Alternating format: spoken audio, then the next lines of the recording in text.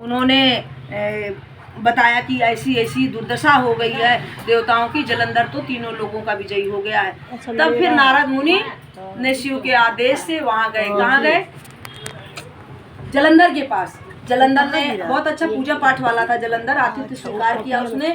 तब नारद ने उनके मन में शंका डाल दी, आपके पास लाखों करोड़ों हीरा मणि हैं, लेकिन उसका भी क्या फायदा जब तक स्त्री रत्न ना हो आपके पास।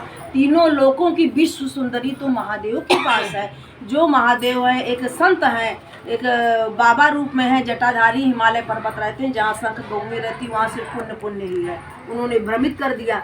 अब तो जलंधर के मन में हो गया, खटका हो गया, पार्वती के प्रति आकर्षण का भाव जगा। तो जलंधर वहाँ से गुप्त हो गया और पार्वती के पास महादेव स्वरूप में आ गया। वहाँ महादेव स्वरूप में आ गया। जब पार्वती को पता चल गया ये तो मेरे से छल करने आया, पार्वती वहाँ से ओझल हो गई, चली गई। अब पार्वती को क्रोध आया। तब पार्वती ने आदेश दिया कि विष्णु का आह्वान किया, हे विष्णु तुम मेरे भाई हो, विष्णु को भाई माना था।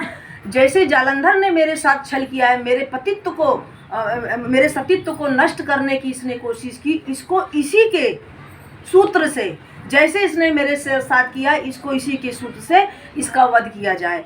तब महादेव जब युद्ध करने के लिए जलंधर को मारने के लिए गए, महादेव में भी इतना तेज नहीं था कि जलंधर का वध कर सके।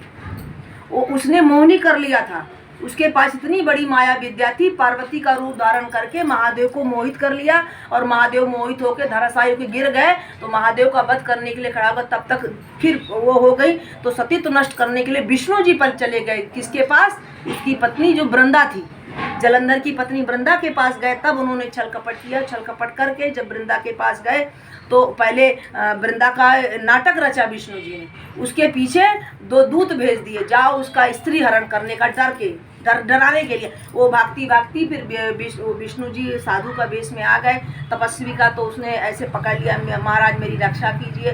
फिर 2 बंदर आए, उन्होंने बंदरों को भी आलोप कर दिया, बोले जाओ चले जाओ, उनसे रक्षा करी। बंदर भी पीछे पड़े थे। तब फिर उसके बाद विष्णु जी कई वर्षों तक उसके साथ रहे, वृंदा के साथ जंगल में रहे।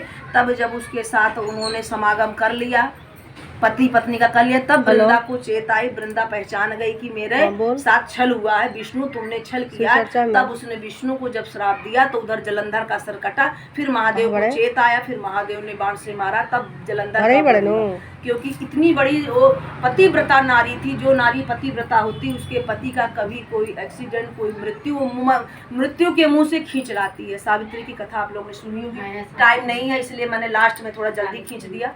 और तो इसी से वध हुआ। जब शालिग्राम हुए, फिर इसी से शालिग्राम बने। फिर माता पार्वती ने 3 बीज दिए, एक मालती